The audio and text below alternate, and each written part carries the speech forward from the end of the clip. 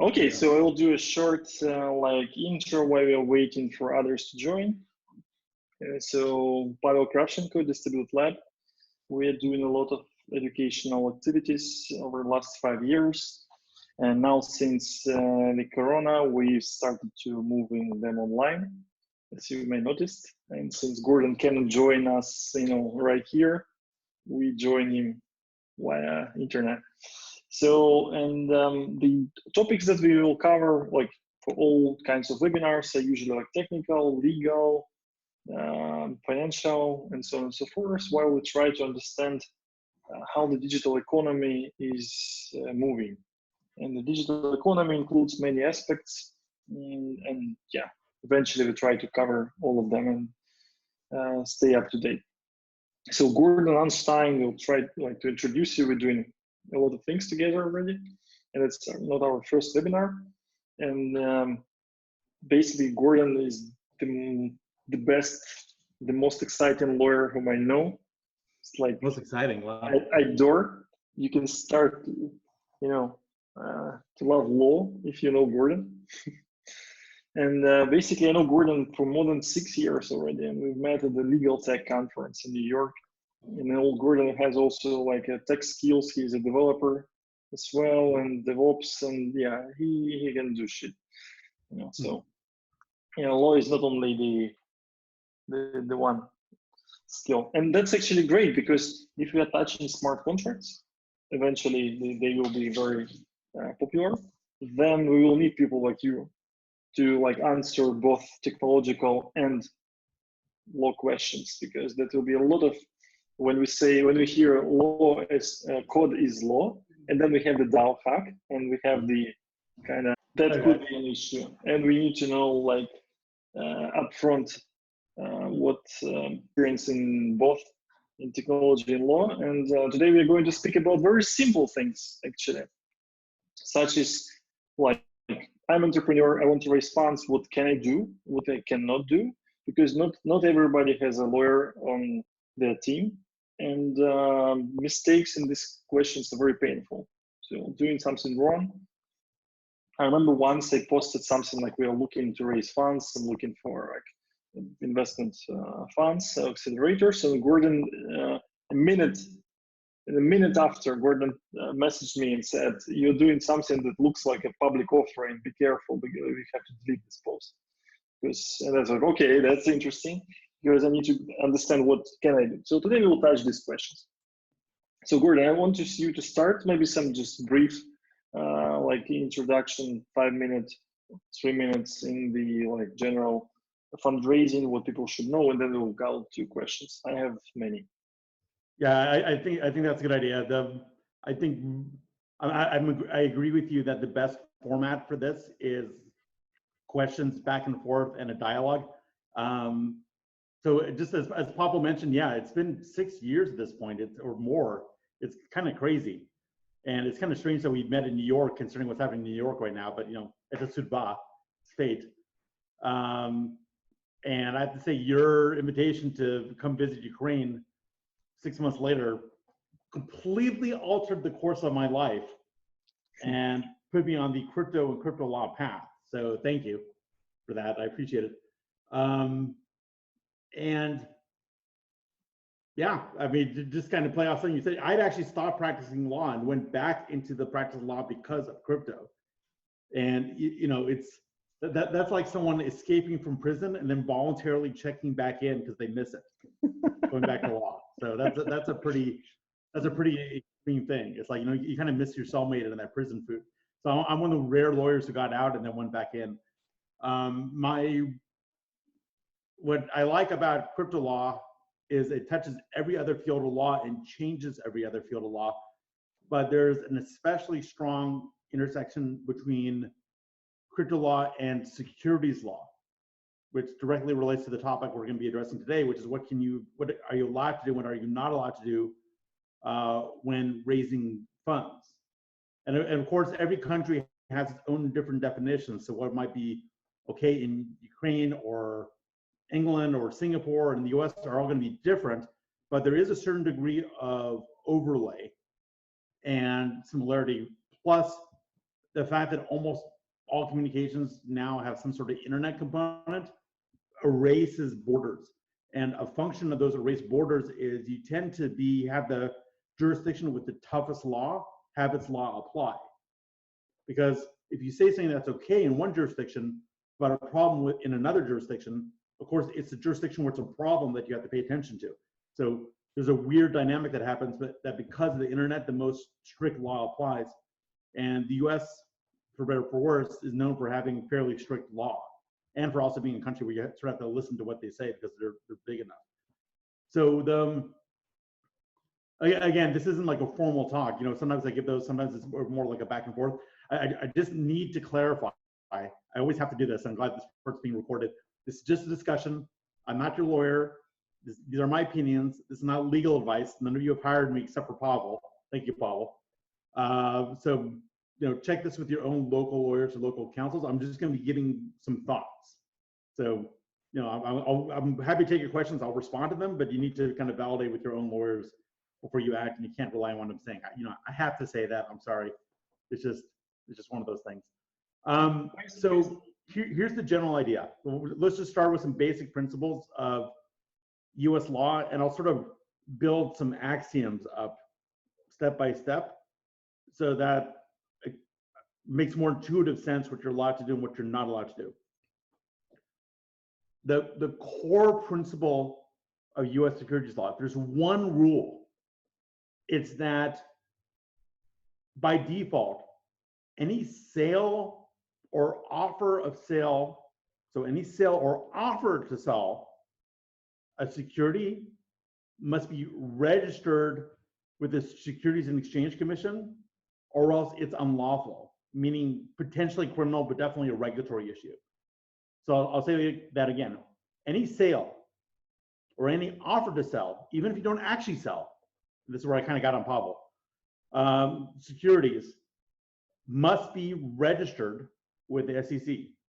And registered is a special term. It doesn't mean just let the SEC know. It means that you have to fill out some documentation that's very specific about your offering and have that offering materials be not approved by the SEC, because the SEC doesn't actually approve anything, but the SEC sort of gives the go-ahead to then turn around and offer those securities to others. So that's the basic rule. Now, if you take that rule as it is, it's really crazy, because there's nothing in there about this only applies to US parties. There's nothing in there about private transactions, even between business partners. Hey, hey, do you want to go into business with me? Well, buy half the stock. There's nothing in there about non-public communications. So it seems kind of crazy and broad. Well, that's a little bit by design, because that's a basic rule. It's meant to catch every situation, but then there's lots of exceptions or exemptions or carve-outs from those rules.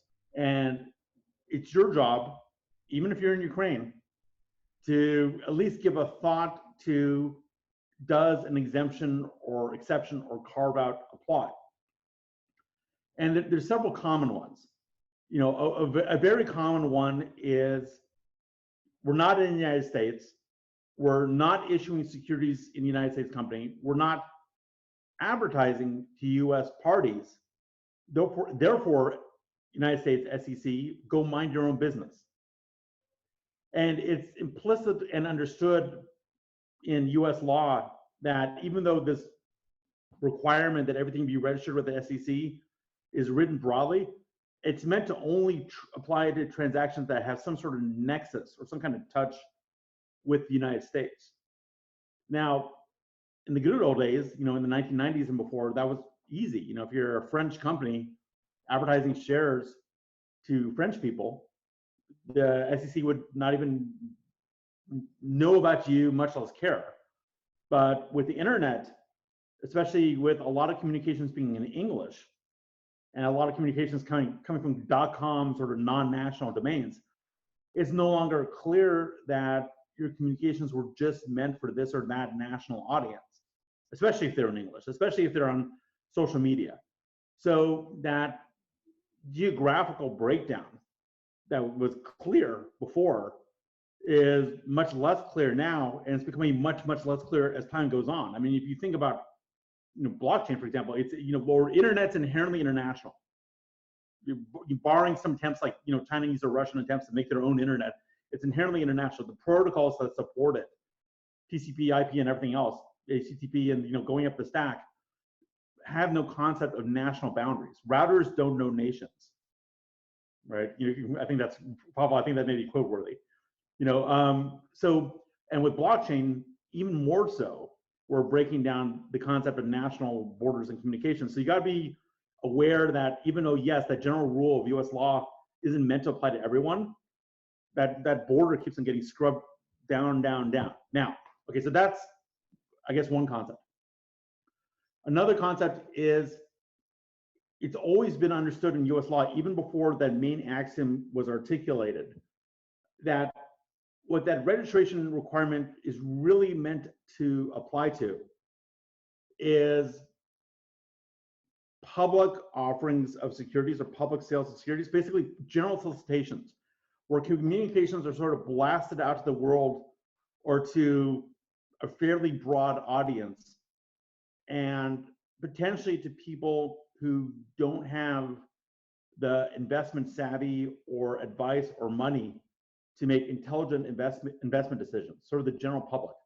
The general rule, the axiom I pointed out, is meant to protect the Main Street, it's called. Not Wall Street, but Main Street. It's the general public. It's the widows and the orphans. It's the ones who would be the victims of those clever New York investment bankers and would sink all their money in some stock that goes crazy. What that general rule was not meant to apply to, and it was never meant to apply to, is sort of arm's length transactions between sophisticated parties where the buyers of securities especially are equipped to protect themselves. That was a good introduction. I have a list of questions, and I wanted to start from the first one. So, how to differentiate the legal advice from not legal advice, and when the advice becomes legal, and what should happen? You mean investment advice? No, legal. Every lawyer in the beginning says it's not a legal advice. Like, what's the criteria of making the advice legal? Do you need to have a contract with your lawyer, or? Well, at this point, because I've been clear that it's not legal advice, yes, you'd have to have it. Unless you have a written agreement with me, unless you've paid, consider yourself not my client. No, I mean, in general, because engineers got used to the idea that if they read the spec, right? So the spec clearly says, this is the parameter. And with lawyers, it's always like tricky. Engineering documents and legal documents are fundamentally different. Engineering documents are not subject to really human interpretation. They should mean what they say. Just like any kind of specification or protocol. If you look at the documents or our request for comment, so long as you implement it as described, it's deemed to be compliant. Right? Your internal implementation details may vary, but so long as it meets that public spec, you can evaluate whether or not it meets that public spec and be in compliance. Just like different people implement Unix different ways, or different people implement the TCP/IP stack different ways. But so long as they have the same kind of public interface and act in the expected manner, it's compliant. That's not the case. Unfortunately, law is not that way. Law, even though people try to make it as clear as code and as clear as these specifications, it's unfortunately not that kind of thing, because you can't boil it down to what it does and what it doesn't do. It evolves over time. It's subject to individual interpretation. There's multiple sources of truth. Unlike, say, a request for comment, there's SEC rules, there's US law, there's non-US law, there's what the courts do. There's, especially in securities law, there's what the practice of the industry has been and evolved over time. So it takes someone who's on top of that to really interpret this stuff. So it's very hard, unfortunately, and this is a problem. It's very hard as a layperson, as a non-lawyer, to look at all this stuff and integrate it into the what are you supposed to do kind of schema. Now, okay, so the next question, do we have cases that look like safe? So where you can say, okay, you can offer your securities person to person, and there won't be any problem. Like, is there any like any safe way that doesn't require any lawyer Yes. in the beginning at least? Okay. Yes. So remember that principle about the general rule being you can't just offer to everyone. There's a section in the Securities Act, section 4A1, I think, where they're clear that it's the public offering securities that's not allowed. But if something it does not involve a public offering or sale, then it is allowed. Now, of course, the question is what's public and what's not public. And the court's thought about that for a long time. As I presented at one of your blockchain UA conferences, there's a strict set of rules called Regulation D that, thank God, provide a bright line rule about what's allowed and what's not allowed. And if you comply with Regulation D, then so long as you're not hiding something, you are safe. Okay. So one of my favorite exemptions is Reg D, there's Rule 506C, which says you can even advertise to the world. Yeah, really, you can do a general solicitation, which sounds strange.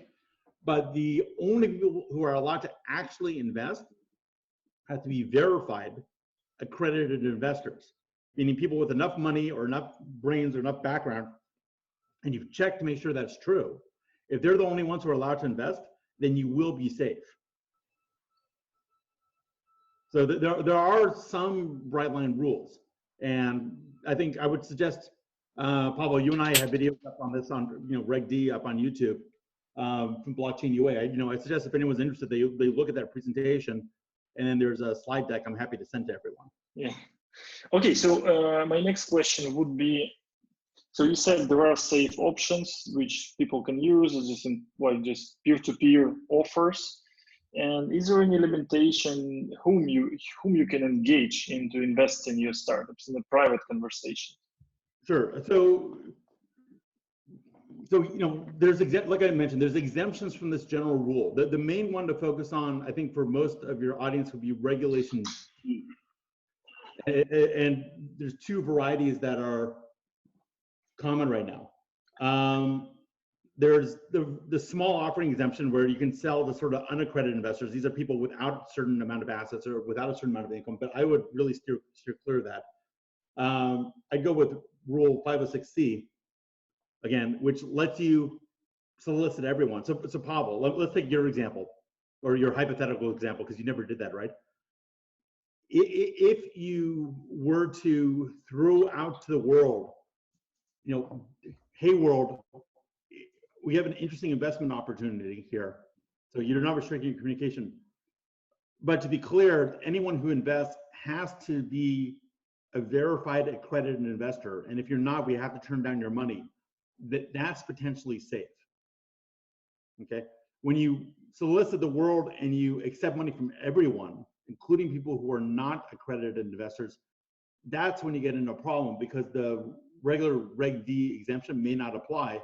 So you may default back to that regular rule. So I think the smart thing to do is to maybe have a landing page where say, look, we do have a potential investment available. If you're interested, sign up here and provide some information about yourself.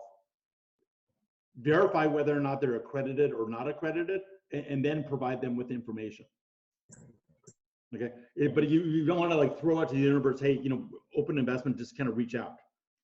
You would always want to know which exemption you're taking advantage of, and reference in your communications that should only be accredited investors.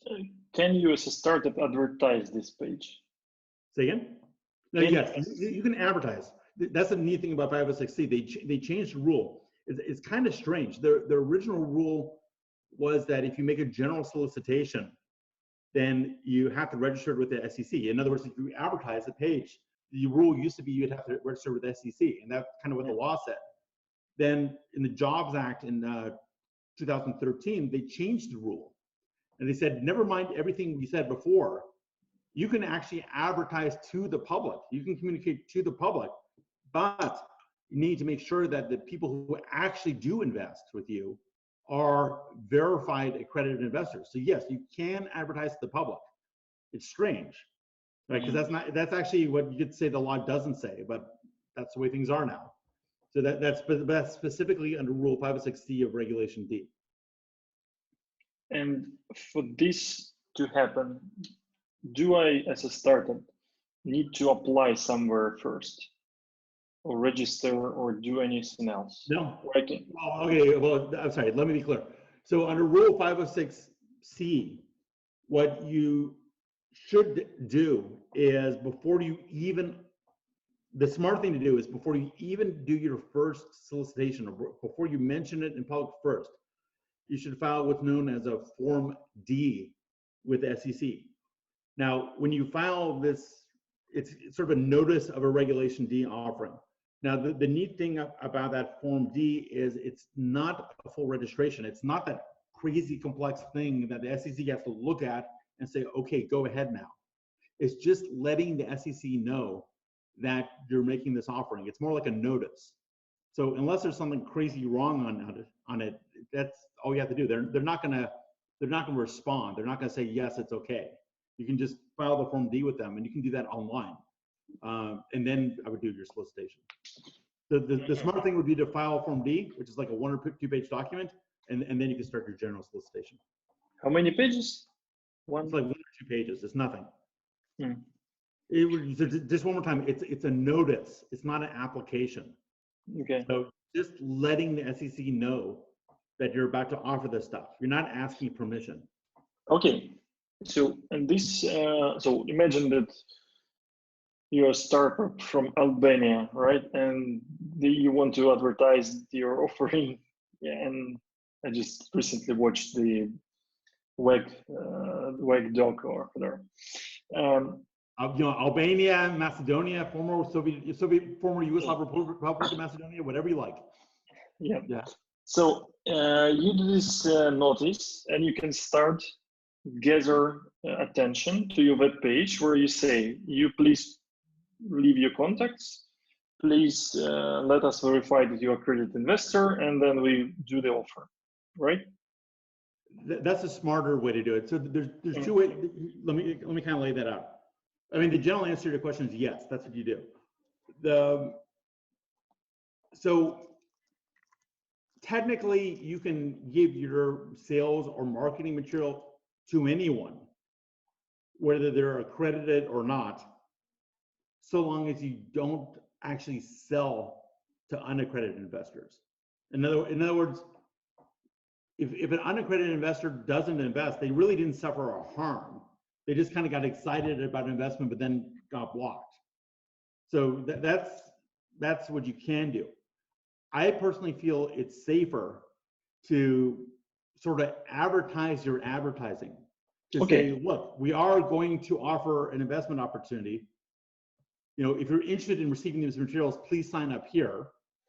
We'll verify your accredited investor status, and then we'll give you access to sort of this password protected site or password protected PDF, whatever you want to do, that's explain actual investment. To me, that shows a better level of diligence than just sort of advertising it to the world.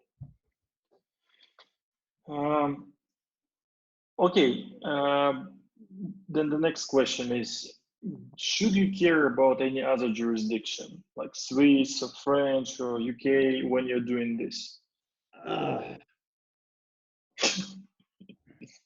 Yeah, that's always exciting. Yeah, exactly. That's what Julia just asked the same question. Yeah. Yeah, it is. Look, I've got 2 minds about that.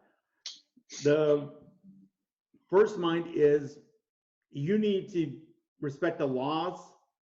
There's two countries at least where you need to respect the laws if you're not in the US. There's the US plus 1. You know, now why do I say that? The reason you always have to care about the US, damn it, is the US gets very pissed off when it's perceived that you broke the securities law and Americans were affected. And the United States, unlike many other countries, for better or for worse, has a very long arm. And if you can get aggressive against people even when they're outside the country. It's kind of unique that way. Maybe it's a leftover of the prior international system, who knows? But you always kind of need to pay a little bit of attention to US. It's also worth paying attention to US law, because even if you're, like I mentioned, even if you're not operating in the US tends to have the most strict law. And if you're complying with US law, there's a decent chance that you're mostly in compliance with other countries' law. So, you know, if you're, in other words, it's a version of playing it safe. And one thing I see again and again is that crypto exchanges that are not in the United States, that don't have United States clients, nonetheless ask for a opinion letter from a United States-based attorney about whether or not something is a security. Now, why do they care if they're not in the United States? Well, the idea is the US has the most wide definition of what a security is. So if something's not a security under US law, it's probably not a security under someone else's law. Now, should you care about other countries? You can't not care about those other countries because you don't want to break any country's law. But as a practical matter, it's really, are you going to be in that country? I mean, you know, God bless Kazakhstan, but I've never been there. And I'm not, if I'm issuing securities in the United States or I'm issuing securities from Ukraine, I'm not going to overly concern myself with Kazakhstan law unless I have some particular nexus with that country or expect to be going there soon.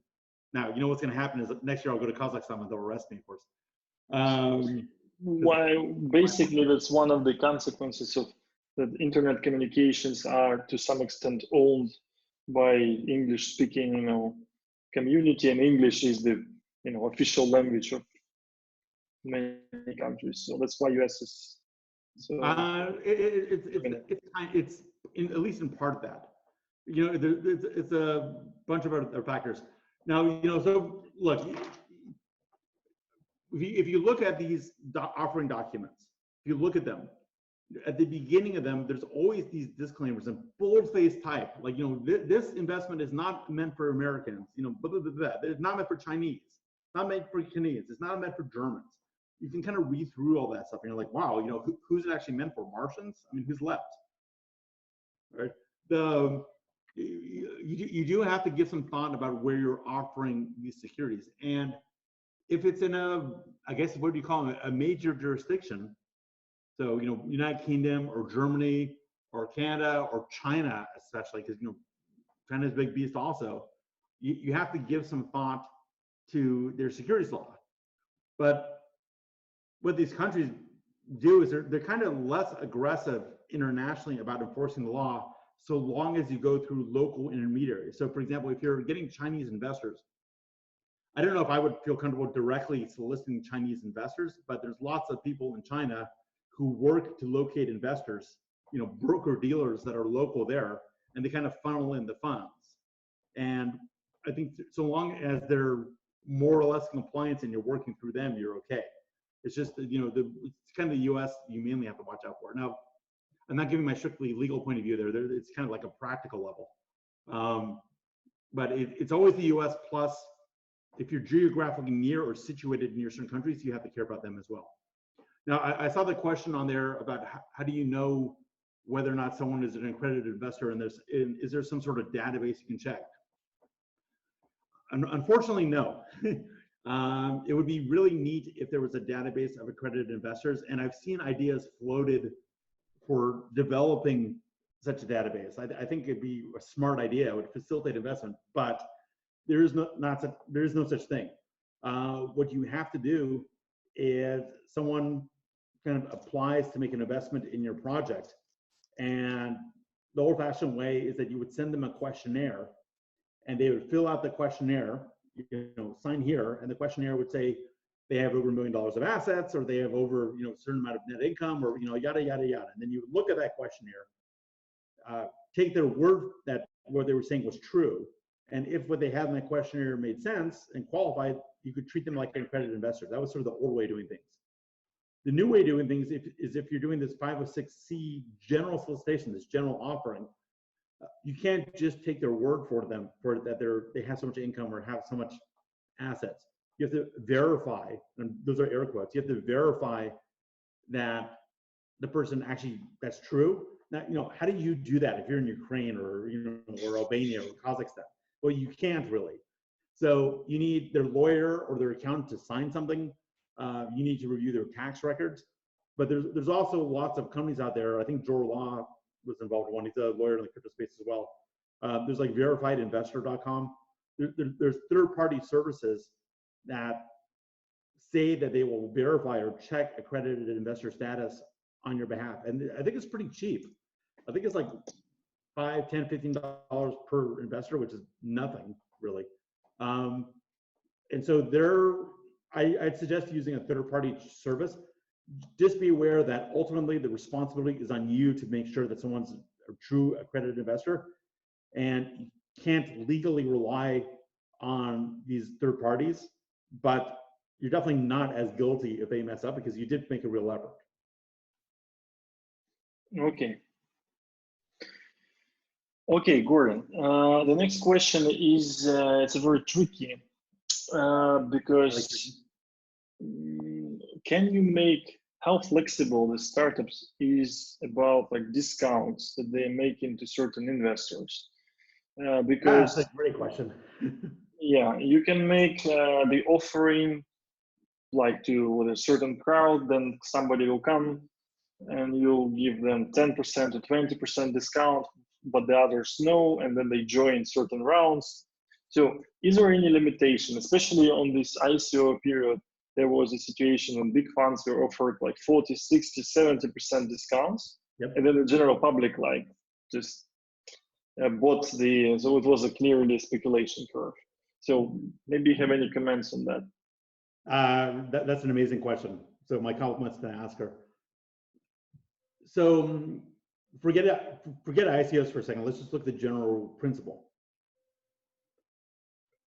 Just naturally, if a company's not public, just naturally, early investors should buy for less than later investors because the idea is the company's position is getting better over time.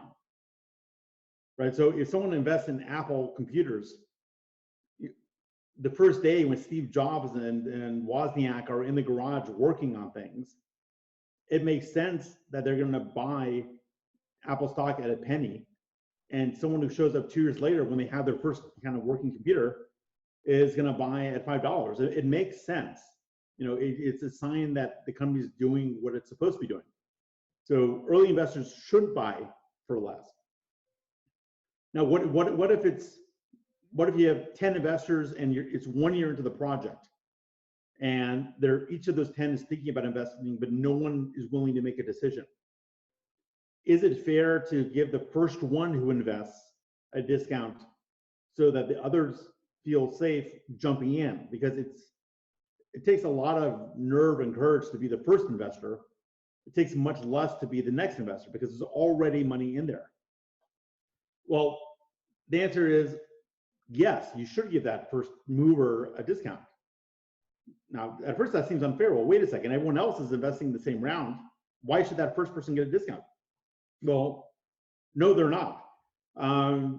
There's a clear informational advantage that you gain by being the second investor because you know there's already money in this company and it's already funded. And the first investor didn't have that informational advantage. So in exchange for them sacrificing that informational advantage, it makes sense to give them a discount. Okay? It is not unfair. It's not wrong. And you see this with angel investing. You know, you'll get 10 angel investors kind of hovering around a project, but no one is being brave in investing. And finally, one person invests, and then everyone jumps in because it's safe socially. Well, it's common practice now in the angel investment industry or the VC industry to give that initial investor a discount. So that's fine.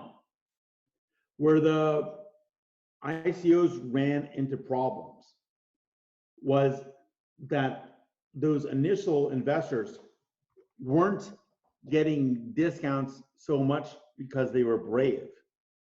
They were just getting discounts for kind of two reasons. They were getting discounts because the idea was that they were going to immediately turn around as soon as they could and sell those tokens for a huge markup to the general public. So in other words, they were kind of acting like underwriters. And an underwriter is someone who purchases stock from the issuer, not with an investment intent, but with an intent to further the distribution of that stock or that security to the public. So when this is, Pavel, this is the Telegram thing we were getting into a few weeks ago. You know, when early investors buy at a huge discount and hold for a very small period of time, it doesn't look like they're investors. It looks like they're underwriters. It looks like they're buying just to turn around and sell to everyone else. And who's that everyone else? Well, it's the sucker public. It's exactly the people that the general rule about you can't offer to the public is meant to protect. So discounts look funny in that kind of context. And also, you know, are these people really being compensated for moving early and getting one else off the dime? Not really, because these early discounts were offered to a lot of people. And it wasn't just the first one or two that went in there. You had these sort of private investors that were able to do it. And it was kind of an insider game.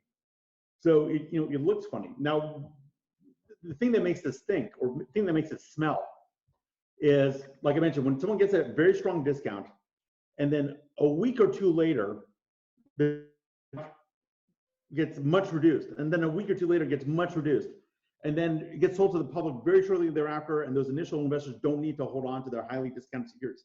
That looks funny. It looks like they're taking advantage. What Telegram did in its first round of offerings, which I thought was clever, was say that those early highly discounted investors had to hold on to the tokens even after the network launched, and then could only get rid of them in certain phases.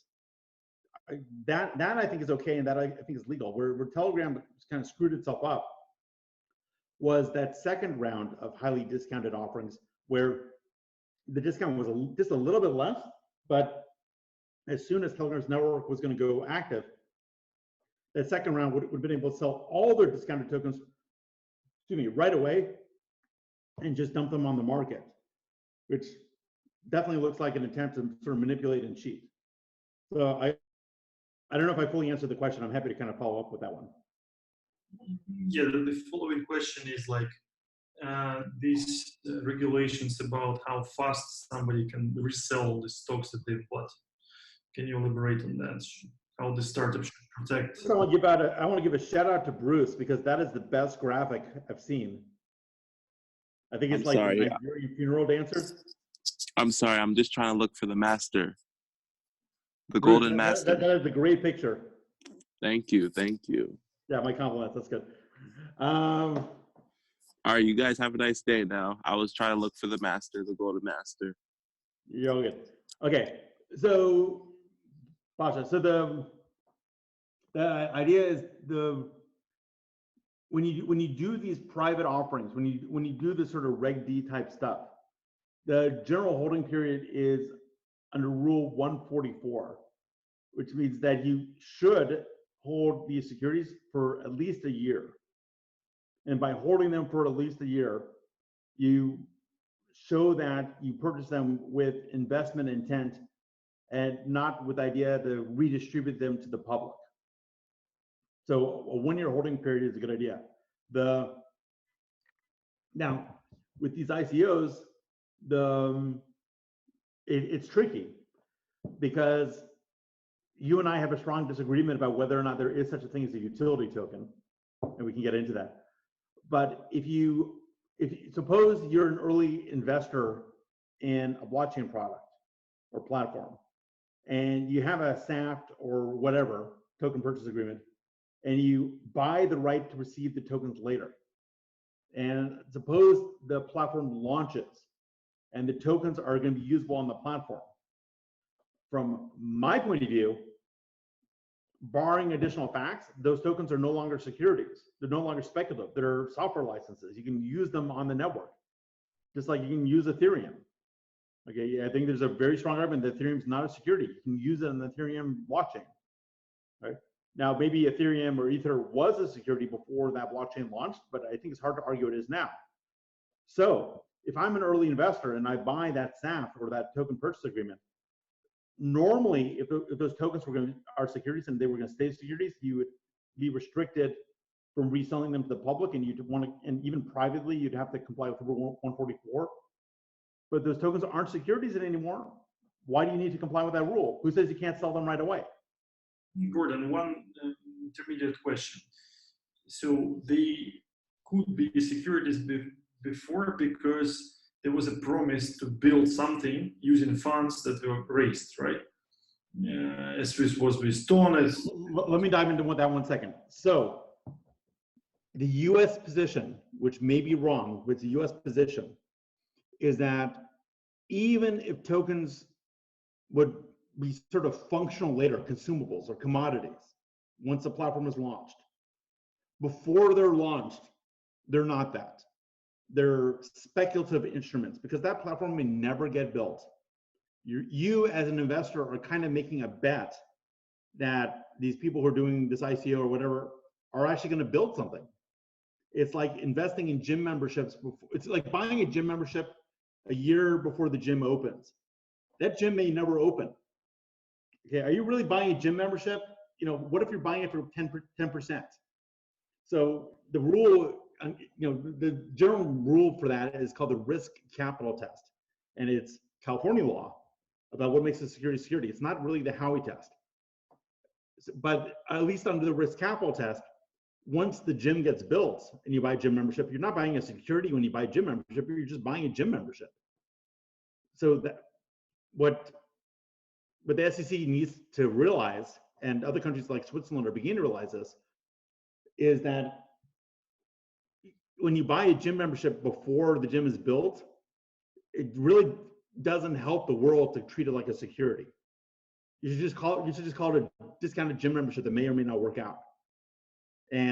But regardless, once the gym is built, it's not a security. Okay, my question was, what if Ethereum will say, guys, buy Ether right now because we will build Ethereum 2.0, 3.0, it will be like much bigger. So they will make a promise and saying like, buy now. Will this sound like wording make it a security? Kind of. Look, I don't think there's any question. You forget 2.0 and forget 3.0. How about Ethereum 1.0? Before the Ethereum blockchain launched, they did an ICO basically. They sold Ether for Bitcoin and other stuff, right? And Ether wasn't functional. And you know, to the extent that they sold paper documents promising Ether later, under U.S. law, that'd be a security. All right, so that's under U.S. law, whenever you buy sort of a pre-functional token, Ether or otherwise, it's a security. And now you kind of asked, you did ask an interesting question, which is, you know, right now we have the Ethereum network up and working, and you can call it 1.0. And suppose Vitalik comes out and he says, you know, what is it, Metropolis or whatever they're doing now? I mean, you keep on promising like the next big thing next week. You know, like Casper's suddenly going to work or something. I don't know. You know, they say, hey guys, we're issuing more Ethereum because version 2 of this thing is going to be amazing. Yeah, it's an interesting question because, you know, yes, Ethereum has some utility now, but if 2.0 is supposed to be some big breakthrough that's going to make it much more usable, much more valuable, isn't Ether now sort of pre-functional of version 2? I think is what you're getting at. And yes, that's risky. I would be careful with that marketing. Okay. I'm basically agreeing with you. If there's going to be a major new release that's going to vastly improve the utility of existing functional token, you're kind of wandering back into securities territory. So you got to watch your messaging. Okay, Gordon. My next question would be about the type of security that you are selling. Because you as a startup may sell the stock, you may sell the bond, you may sell the revenue participation note, or you may sell something else. And as I've heard, there are different types of regulations that apply, and they have different complexity to like file and promote. Mm. Could you elaborate on that? What's the beneficial for the startup? Like what's the right way to do it? There's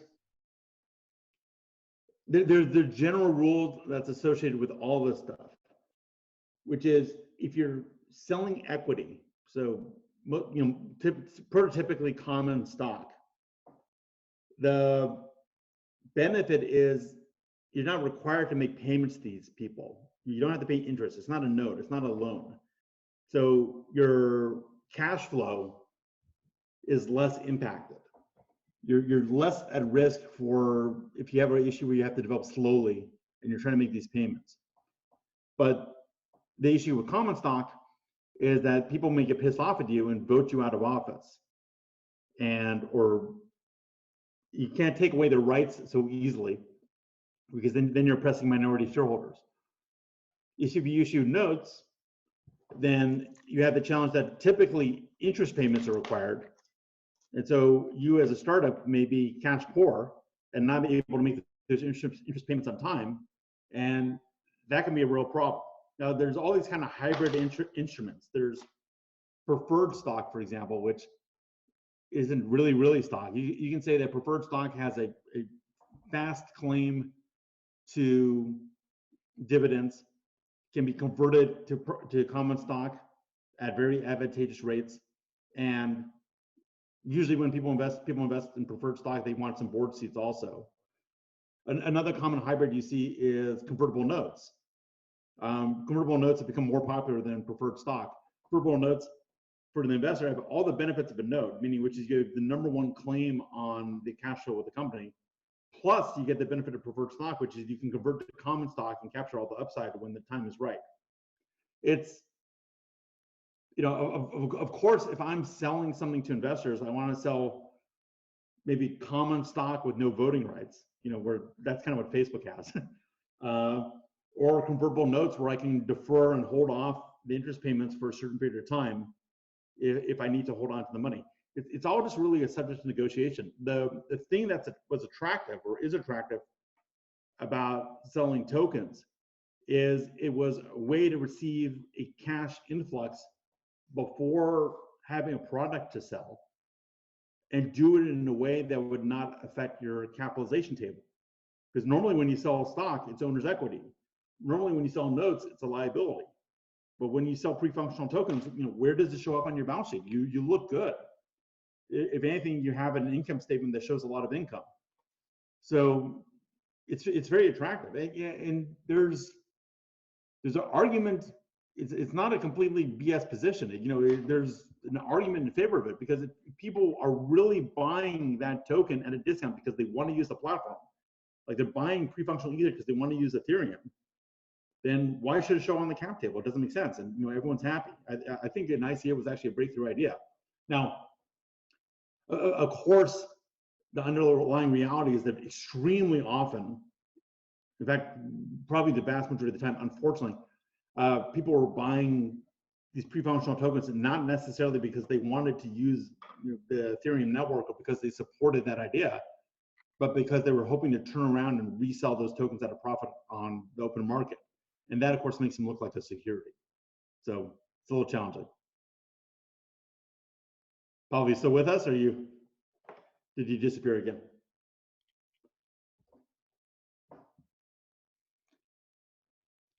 Hey guys, I'm sure Pavel will come back in a second. If you want to type a question into the chat, I got my eyes on it.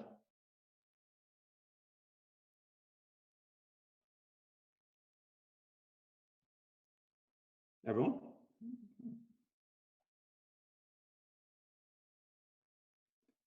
Lasha, you want to type a question into the chat? Artem, Alexandra, Igor, I see all your smiling faces.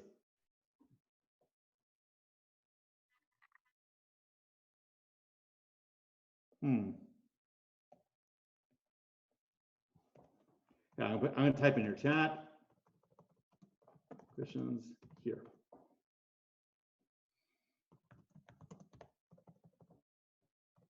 Oh, I see Pavel coming back here. Yeah, I'm coming back.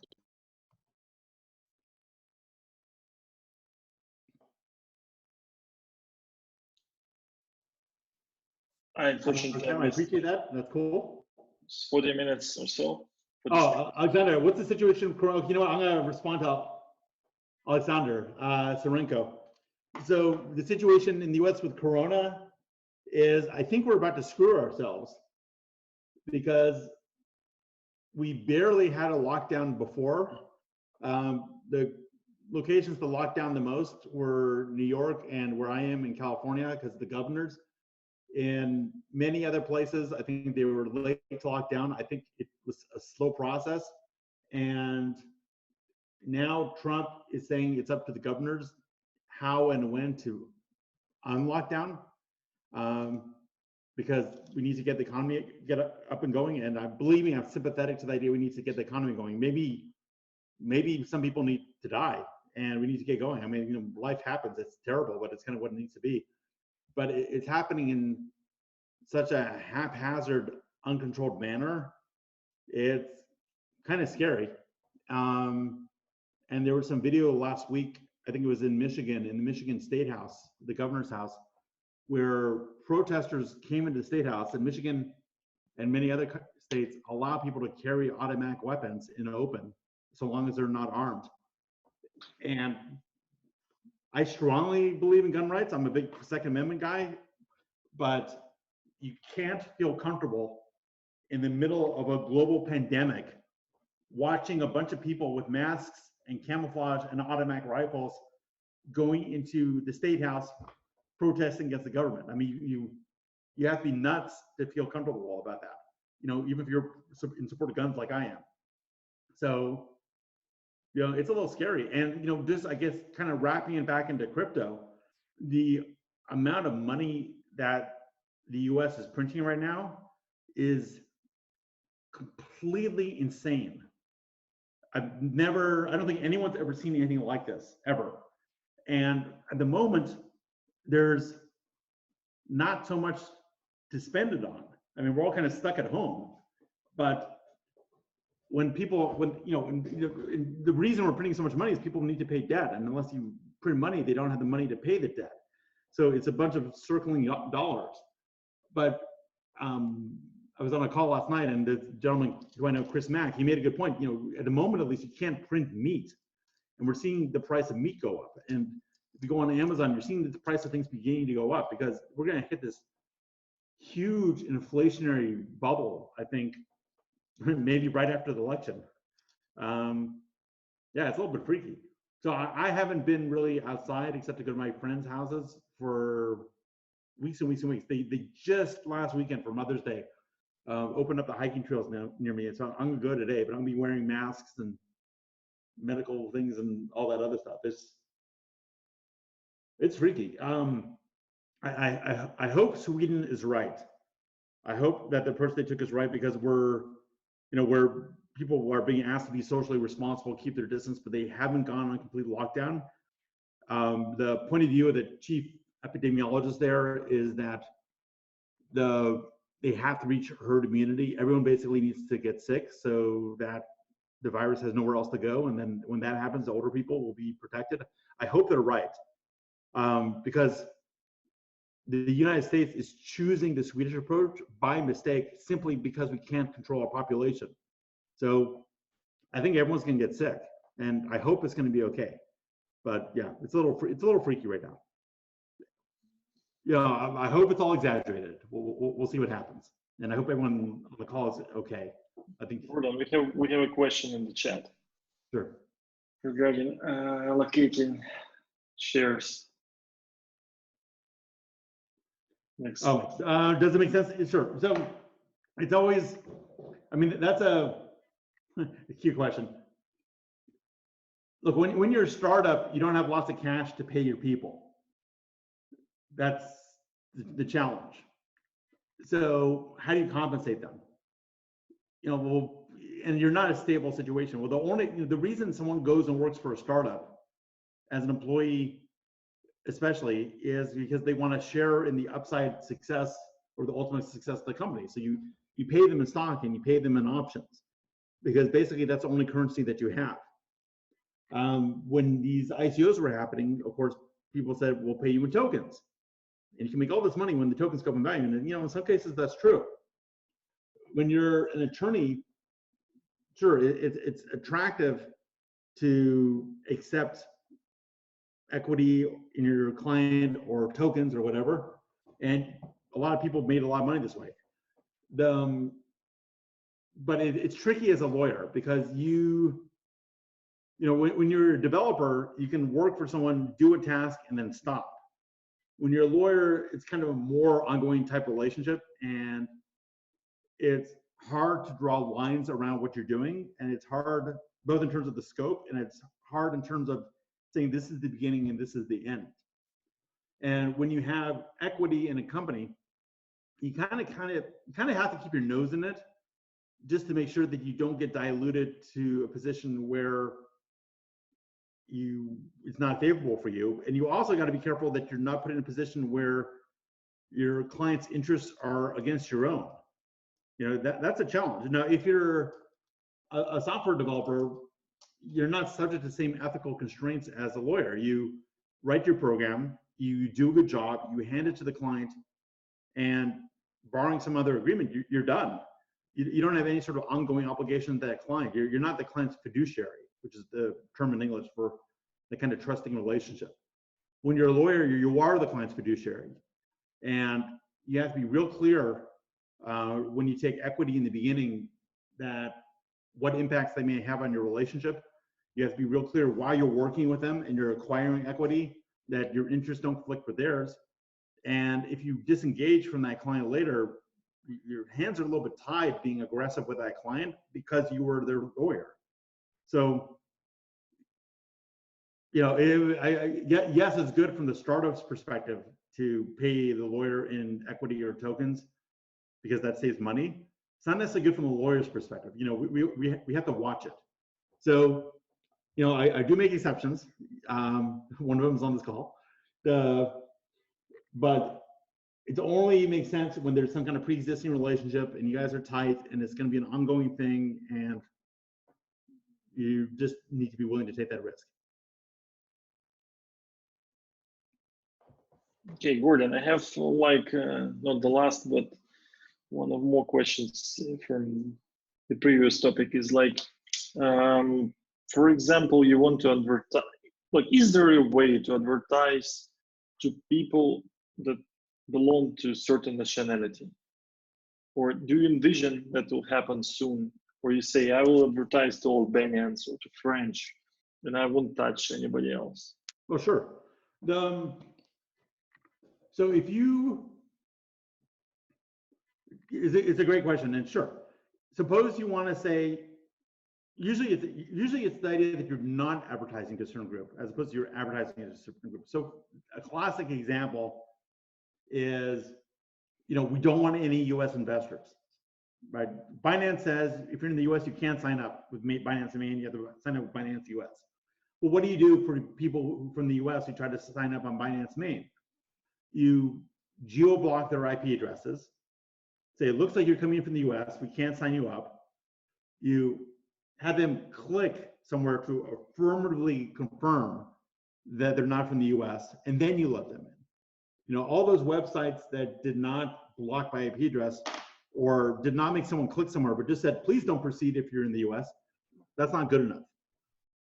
And you can easily apply those, you know, proactively. Like say you only want French investors.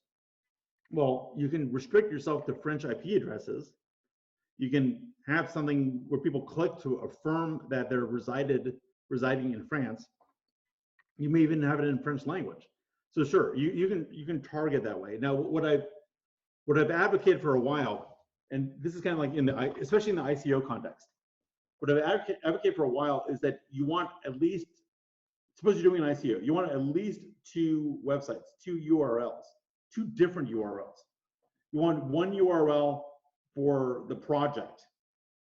You know, so I'll just make one up, ethereum.com. If you're interested in Ethereum, the project, the technology, go to that URL. If you want to invest in Ethereum, go to buyethereum.com. In other words, it's 2 separate URLs. The idea being that you're separating the project and the technology and the community from the investment. And if the US complains or someone tries to seize the domain, they don't really have a reason to seize the project domain. They don't really have a basis for seizing ethereum.com. They only have a basis for seizing like the investment one. Then I think you at the very least want to make a subdomain for each country or jurisdiction. So suppose you have buyethereum.com. You can have USA.buyethereum.com for US parties. You can have EU.buyethereum.com for EU parties, China, dot whatever. And that way you sort of divide by nationality or by region, and you can apply different rules and different laws and different IP blocking per subdomain. I think that's a good, safe way to proceed, rather than kind of commingling everyone into one big URL. Pavel, you with us? Is that? I think your beard is interfering with your wireless. Your beard is so big and manly and scruffy that it's interfering with the wireless signal. I don't have that issue. Signal. Okay, so clearly there is no unique identity of an investor that says that he is from that country or she or from another country. So do you see that some movements in the future, some developments where like the project will be safe accepting somebody and having no like risks if the identity was whatever issued by some jurisdiction? Sure, it's absolutely possible. If you could, so what makes an investor? It's what country are they from? Do they have the qualifications under law to invest financially? Are they not a criminal? Do they, all these things can be sort of algorithmically determined. If you have the data sets, they're current enough, and you can uniquely tie them to an individual. So is it technically possible? Absolutely. And should it be happening? Absolutely. Are we close to it? Not really. I mean, we're building databases, different companies are building different databases of investors, but there's not one universal protocol or identifying method that can tie them all together. It's the usual thing, like, each one's developing cool technology, but how do you cross the chains? Yeah, do you think that atomic swaps between these databases? Do you think that the first country that will introduce such things will benefit a lot because their citizens will be able to prove, like, really efficiently that they belong to a certain jurisdiction? Because not like I'm asking Gordon, I'm asking from the technological way. So we have a certain process. Here is money, here is the project. And money should go into projects. And we have a lot of legal uncertainty. What you can do, what you cannot do, this legal advice, this blah, blah, blah, these regulations. And for startup, it's just a barrier. It doesn't have any value. It's just a barrier. So, and obviously, there are certain consequences of bringing the wrong investors on board. But I mean, if we can automate all these procedures and to reduce the barrier so it becomes like invisible, that would really benefit the stock market in a particular country. I think the answer is unfortunately no. Because the issue is not so much national. The issue is inherently international. It's difficult but manageable, and getting more and more manageable, to comply with the rules of any one country. It's not that hard if you're in the US to comply with US law. It's not that hard, I don't think, if you're in Ukraine to comply with Ukraine law. Where things get difficult is if you're in Ukraine trying to comply with US law or the reverse. So where this would really shine is when you had an international database, where you said, I'm in Luxembourg and I'm getting investors from all around the planet. How do I know per investor that investor under that investor's own country's law can invest in my project? That's where the true barrier is, and no one solved that problem. I think the person who solves that problem could potentially really benefit and make a lot of money. Interesting, but can you put this burden on the investor? That actually was on my list. Is like, imagine that the startup receives money from somebody, and then in a year, the investor comes and says, "Oh, I invested illegally. Like now I should take my money back or whatever." You have certain problems. Well, the best way to, so there's trust, and trust but verified. When the investor fills out a form saying, yes, I'm an American. Yes, I have over $1 million. Yes, I have this. Yes, I have that. And they're lying. Unless you have some reason to believe they're lying, it's not fair to punish you. And, now, if you have under Regulation D, you have an obligation to verify this information, like go check it.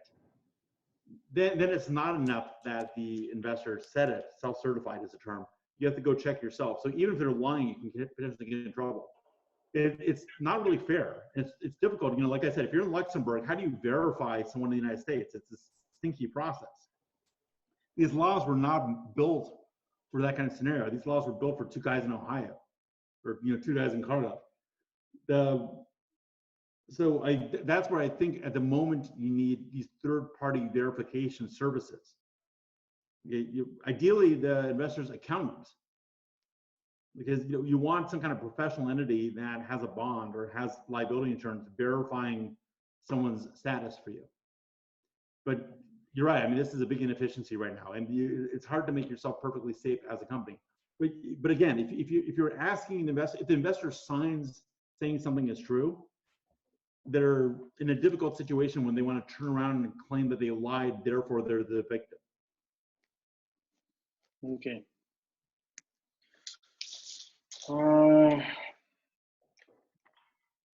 So interestingly, in the beginning, you said, okay, I can't advertise stock offering and et cetera, et cetera. Not the way you were. Yeah, and then I was also stopping whatever. I was also stopping whatever was going to happen next. yeah. And basically, there is a simple way under Regulation D is to make a form, advertise. So it seems fairly simple. Yeah, Regulation D is great. Okay. Can you maybe tell a little bit more us about different other exemptions, just for which purpose they're used? Sure. There's Regulation A+.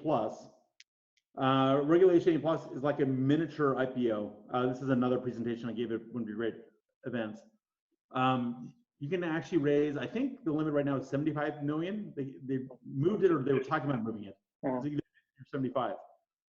And there's no requirement that the investors be accredited. The idea is that smaller startup type companies can do these offerings and raise a decent amount of money. Now there's Blockstack, I think, got approved to do A+, but I haven't heard of many since then. How much is to apply for this type of regulation? So let me say we want to do Reg A+. How much money we should reserve? I don't think it's that bad. I think you can get away with doing one for like 250 to 500,000. And if you think about for everything, for all your costs, maybe up to $1 million. But if you think about it, if you're spending $1 million to raise 75 million, that's money extremely well spent. And you don't need to spend that much. There's platforms that will help you do an A+.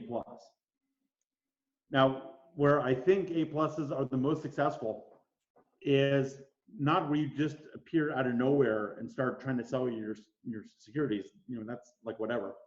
A+ is meant to be sort of a crowdfunding tool. So when you've been around for a while and you've built up a community and you have followers and you have people excited about your product, that's a natural community to be pitching your A+ stock to. And I think those are successful. And the project could be from Albania. Well, it has to be a US or Canadian company to do an A+, but there's nothing starting the Albanian parties, stopping them from starting a US company and having that US company do the A+. Okay. But you can't then siphon all the money off to Albania. You can't just have some of your operations or majority of your operations in the US, but there's no investor nationality test. Okay, so basically you should leave this money in the US and spend them to. Yeah, I mean, now that US company could hire the Albanian company to develop it. It's like with Tezos. Bingo. Yeah. Okay, so this is an interesting way. And by the way, how much the traditional IPO costs? If you're talking about a real serious IPO, you're talking millions. And it's not just the legal and accounting fees, because you have to have audited financial records, you have to have lawyers, you have to do all that other stuff. There's the implied cost of your underwriters. And just quickly for your audience, the way underwriting works, there's a couple models. One model is that the underwriters buy stock from the issuers at a discount and then resell that stock to the public at a markup. So they're basically a dealer. They're making money on the markup. There's another model where they get a sort of a commission of the amount they sell. And of course, all the dollars that someone else makes in markup or someone makes in commission is money that's not going to the issuer. So you're looking at millions and millions. I've never personally been involved in an IPO. It's not, that's where companies are far more developed than anyone I'm dealing with. Okay. Is it worth it? Does it make sense? I'm sure. Of course, it does in some cases. It's just not. It's not where I play. Okay. By the way, for the A plus, do you need audited statements, or you can? You do, but the requirements are lower, and I don't have it immediately memorized. But I think you need 2 years of at least reviewed statements, maybe audited. But it's not quite. It's more meant towards startups. So you're going to have much less complex books, and the amount of years you need to go back is less. The part of the issue with the A plus is that you then need to comply with certain rules, but even those rules are less than if you're doing a full IPO. Here's a question: if Albanian company creates a US entity, so obviously you need to do it then 2 years upfront, the raise. Well, that's interesting. Well, suppose Albanian company creates a US company, and that US company was formed 3 months before the A plus and had no operations because it was going to take the money. It was going to start operations from the A plus. Well, they have a very easy audit job. Here we have no records. Audit this. So it's fine. Yeah, I mean you're going to put in the offering documents. You can be the main thing with all this stuff is to be truthful. You have to be truthful. We have 2 years of audited financial records. They say nothing because we formed 3 months ago and we don't have operations. We're raising money through an A plus. And we're going to use that money to conduct operations. Here's our plans going forward. Sign here. Okay. So, and the last thing, you mentioned a couple of platforms that are helping to raise A plus. Could you then type them on chat or just? I knew you were going to say that, and as I was saying it, I realized I was going to get in trouble. They're like at the tip of my tongue, but. And I've actually spoken to one of them, and it's slipping my mind. Okay, Gordon, you can send them. We can distribute them later. Yeah, I know it's going to get in trouble with that. It's just no problem. And this is. I need more coffee. It's early here. Oh, okay. Because the regulation and technology develops fast, and people they may not know about some useful tools and services. So, to some extent, we should our job is to update them on some. Yeah, someone's chatting. They may have the right answer. That's the question. Actually went to LA. I'll send a list to Pasha and he'll post on Facebook. We'll both post. Sorry guys, it's just slipping my brain right now. Okay, Gordon, I think we're good for today. Yeah, we did 1 hour plus, so it was an interesting conversation. I learned some new things. Yeah, definitely. Even I know you were. Awesome. Yeah, sure. Yeah, you guys got to see my father-in-law walk in. That was exciting. When it's not on the top of your mind, it's the problem with entrepreneurs that they fear lawyers because they don't know what to expect. They always speak in some strange language, using this not a legal advice thing, and so on and so forth. So it's sometimes hard to get the clear answers, straightforward and yeah. Well, I hope I was relatively clear. Okay, yeah, you was. Cool. You are. All right, look, everyone, I appreciate you joining the call. Thank you so much. Pavel, thanks for putting this together. Thanks to our Zoom bombers that made me feel popular. never been Zoom bombed before. That was kind of fun. Yeah. Sorry that you have all these emotional issues, but it was kind of amusing. And I think that's it. So thank you. Yeah. Thanks, Gordon. Yeah. Thanks. Talk to y'all soon. Bye. Yeah. Bye. Bye, everybody.